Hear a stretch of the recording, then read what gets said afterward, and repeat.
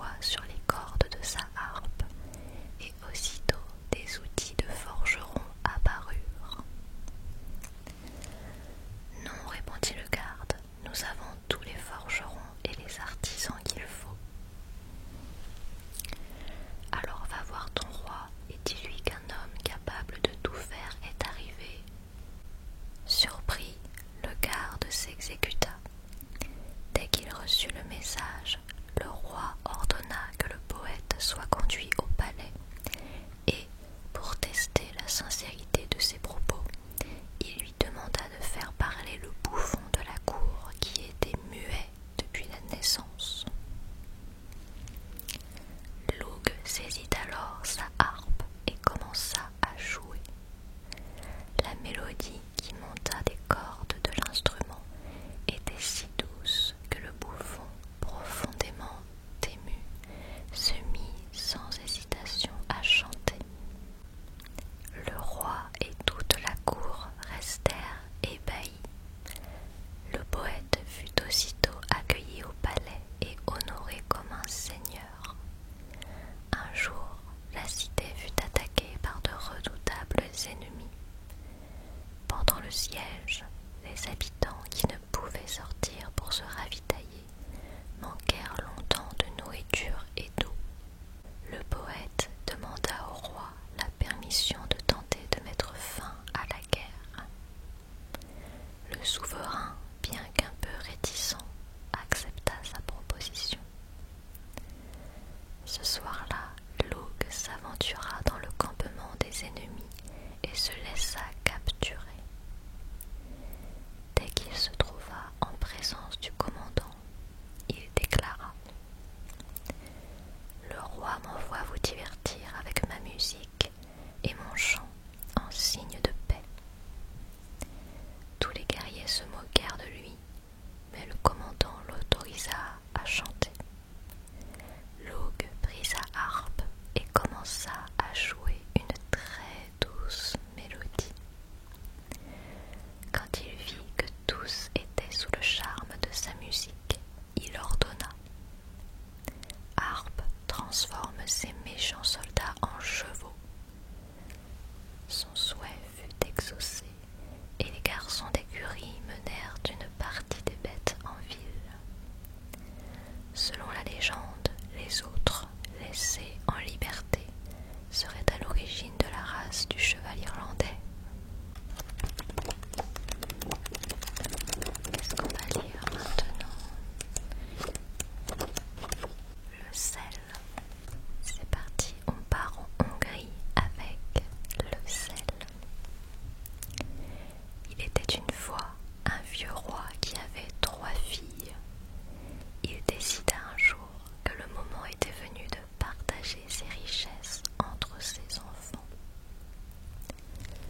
Le roi possédait 3 royaumes très différents. L'un regorgeait de rivières et de palais, un autre de forêts et de bétail, un autre encore de mines et de pierres précieuses.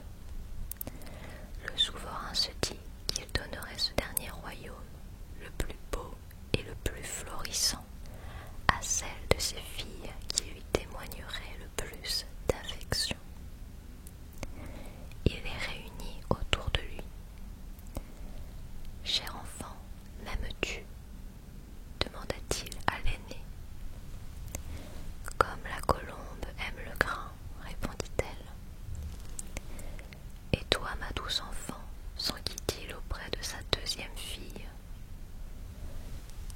Comme le vent aime la chaleur de l'été, répondit-elle. À ton tour de me dire si tu m'aimes, s'adressa-t-il à la cadette. Mon cher père, tout comme les hommes aiment le sel, déclara la jeune fille. Le roi n'apprécia pas du tout cette réponse et chassa cette dernière. Elle tenta d'expliquer la signification de ses propos, mais son père ne voulut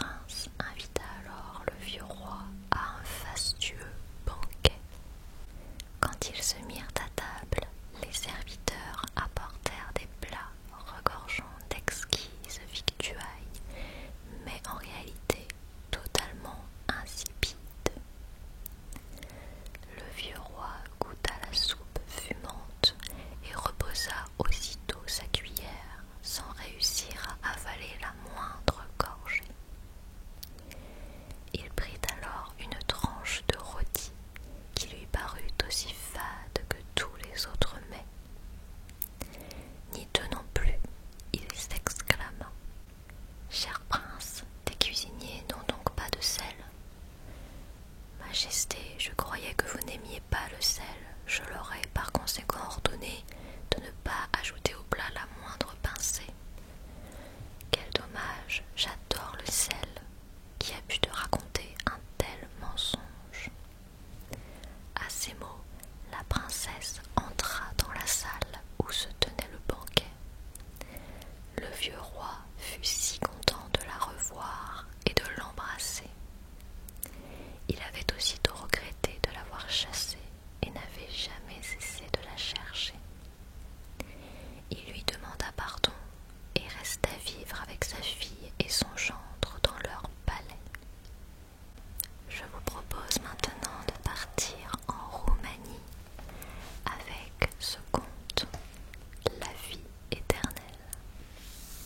Il était une fois un prince et une princesse qui, après avoir longtemps prié pour avoir un enfant, eurent enfin la joie de voir leur souhait exaucé. À la naissance du bébé, leur bonheur fut immense, mais ils ne tardèrent pas à s'inquiéter, car ils n'arrêtaient pas de pleurer. Ils demandèrent alors de l'aide aux médecins, puis aux sages du pays, mais aucun ne trouva le moyen de stopper ces pleurs incessants. Désespérée, la mère dit à son enfant: Ne pleure plus, mon chéri, je te donnerai tout mon royaume et la plus belle des princesses en épouse. Mais cela ne changea rien. Elle ajouta alors: Ne pleure plus, mon chéri, je te donnerai la jeunesse et la vie éternelle. Comme par magie, l'enfant s'arrêta de pleurer et grandit en restant toujours calme et aimable. Le jour de son 20e anniversaire, il se présenta devant sa mère pour recevoir ce qu'elle lui avait promis. La femme dut admettre avec une profonde affliction qu'elle ne pourrait jamais le satisfaire. Il refusa de la croire et décida de partir en quête de la jeunesse et de la vie éternelle. Il se rendit aux écuries royales et choisit un cheval à même de parcourir la longue route qui l'attendait. Il traversa l'un après l'autre tous les territoires du royaume, croisant sorcières, orques et animaux épouvantables. Son long voyage le mena aux confins de la terre, où il rencontra une bonne fée qui, surprise, lui demanda comment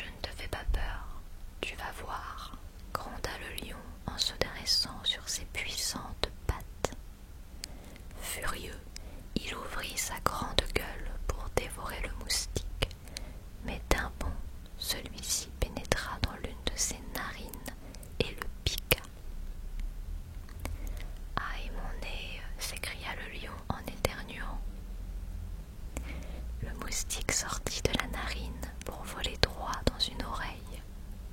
« Aïe, mon oreille, va-t'en » gémit le lion. Mais le moustique continua imperturbablement à piquer le roi des animaux, l'obligeant à frétiller comme un poisson pour se gratter. Las, il cessa de s'acharner sur le félin, mais entreprit de se moquer de lui. « Tu serais donc notre roi.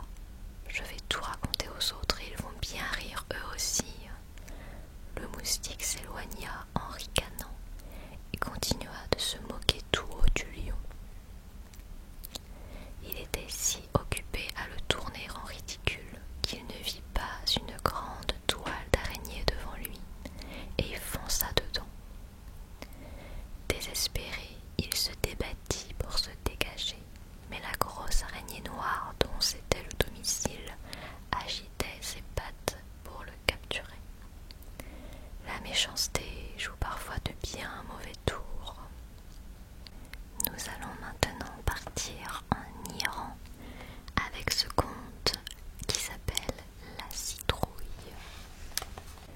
Cela faisait très longtemps qu'une femme n'avait plus de nouvelles de sa fille qui habitait de l'autre côté de la forêt. Son inquiétude était telle qu'elle décida un jour de se rendre chez elle. Le chemin à travers la forêt était très dangereux, mais la femme n'emporta que de l'eau et un peu de riz. En route, elle croisa un lion qui se mit à rugir. « Oh, enfin le repas que j'attendais !» Mais Sire Lion supplia la femme. « Comme tu le vois, je n'ai que la peau sur les os. Je me rends chez ma fille, et le temps de mon séjour je grossirai un peu. Tu pourras me manger à mon retour dans une semaine. » Cette proposition parut avantageuse au lion qui laissa la femme poursuivre son voyage. En route, elle croisa un loup qui se mit à hurler. « Oh, oh, enfin le repas que j'attendais !» Mais Sire Loup le supplia la femme. « Comme tu le vois, je n'ai que la peau sur les os. Je me rends chez ma fille, et le temps de mon séjour je grossirai un peu. Tu pourras me manger à mon retour dans une semaine. » Cette proposition parut avantageuse au loup aussi, qui laissa la femme poursuivre son voyage. En route, elle croisa un tigre, et la même scène se répéta. Elle finit par arriver chez sa fille et constata avec soulagement que cette dernière allait bien. Rassurée, elle put se reposer et se restaurer pleinement.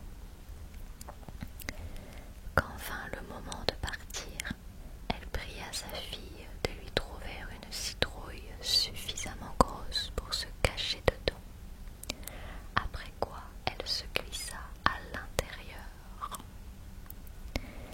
Sa fille poussa alors du haut de la colline la citrouille qui se mit à rouler doucement à travers la forêt. Elle s'arrêta juste à côté du tigre, puis du loup et enfin du lion.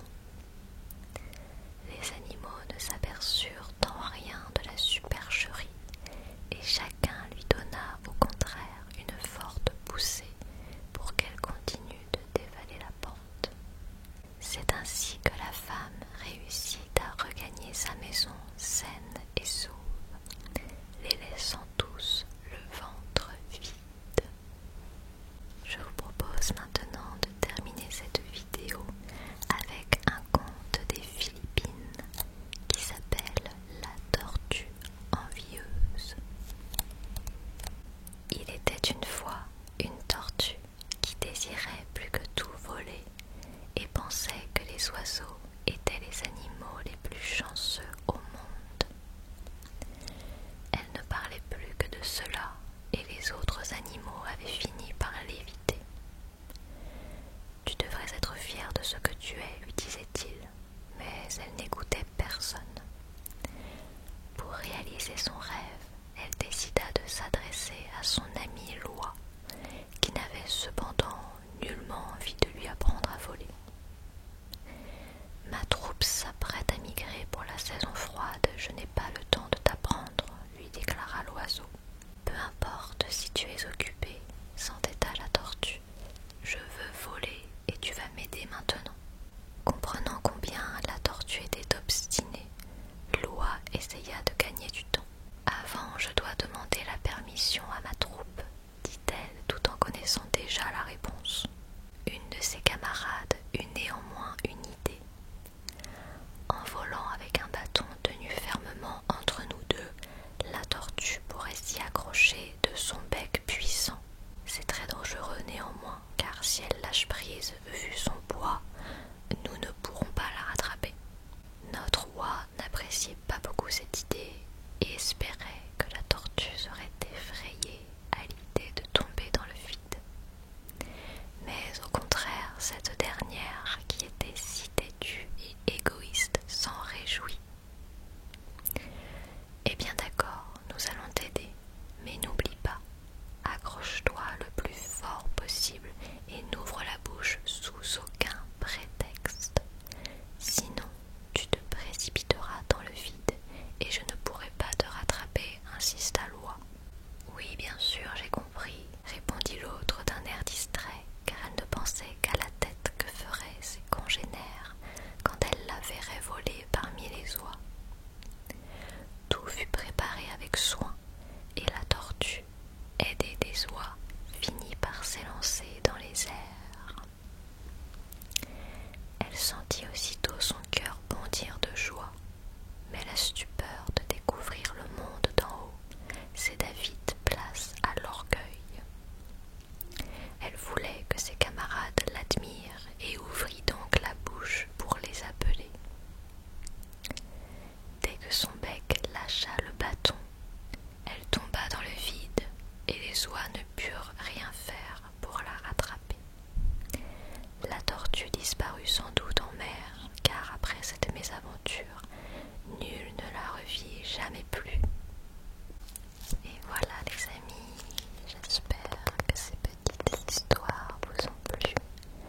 N'hésitez pas à me dire dans les commentaires si vous souhaitez que je refasse une autre vidéo où je vous lirai